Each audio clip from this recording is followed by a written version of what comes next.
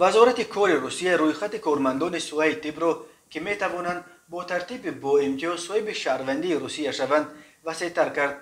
با این رویخط نمایندگان 33 کسب نو از جمله 5 کسب ساحه طب را علاوه کرده است. خبر داده است نشریه روسیه کمرسانت.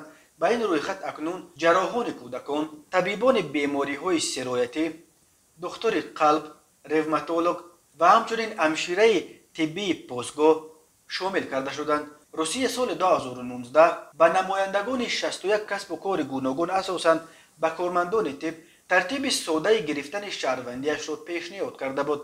آن وقت به رویخط کسب‌های با امتیاز برای دریافت شهروندی روسیه طبیبان سرطان شناس از جمله طبیبان سرطان کودکان، باکتریولوژها، نرولوژها، گینکولوژها، دکتران چشم، دکتران گوش و گلوی و بینی، فельдشرهای یاری تعجیلی، انستزیولوژ، ریانیماتولوژها، دکتران روحی کودکان و نورسان، پزشکان دندان، نرکولوژها، جراحان و طبیبان بیماری‌های سیل شامل کرده شدند. آسان کردن ترتیب دریافت شهروندی روسیه برای شماره بازم بیشتر کارمندان طب در پس منظر اظهار نگرانی‌ها از کمبود شدید طبیبان در کشور صورت می‌گیرد. معاون سروزیر روسیه تاتیانا گولکووا اخیراً کمبود کادرها را مشکلی رقم یک برای سوء تندرستی این کشور نامید. معاون وزیر تندرستی روسیه تاتیانا سمیونووا روز هفتم اکتبر در مراسم گشایش یک مرکز طبی در زمینه پژوهشگاه به نام پیراگوف اظهار داشت که روسیه همچنان به کمبود کارمندان طب به خصوص طبیبان روبروست. معاون رئیس پالاتای جمعیتی روسیه اوید به سیاست اجتماعی اکاترینا کوربانگالیوا در صحبت با کمرسانت گفت بنا به امور روستات سال 2018 در روسیه تقریباً 50,000 طبیب یعنی حدود 10% از شماره عمومی طبیبان در این کشور نمی رسید. در یکونیم سال پاندمی شماره طبیبان باز هم به طور قابل ملاحظه بیشتر کاهش یافت. آدمان این کسب را ترک میکنند، بعضی به دلیل سن و سال، بعضی به سبب بار گران کار، میگوید او. ولی کوربانگالیوا بر این است که تنها از حساب جلب طبیبان مهاجر نمیتوان این مشکلی را حل کرد.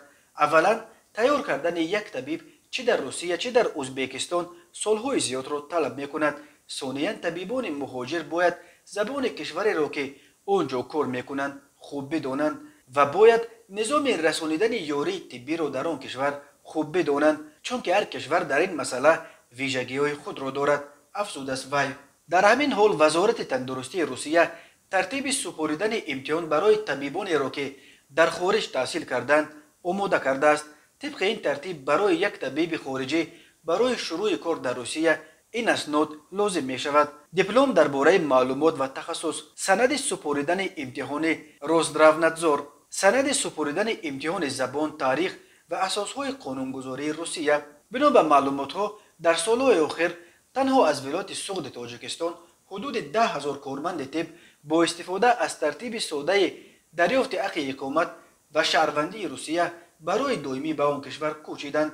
در عموم تنها در نیمه اول سال 2021 بیش از 44,000 شهروند تاجیکستان صاحب شهروندی روسیه شده است. این 12 از 18,000 یا قریب 30% بیشتر از 31,351 نفر است که در نیمه اول سال 2020 شناسنامه خاکستررنگ تاجیکی را به شناسنامه سرخ با عقاب دو سره روسیه عوض کرده بود.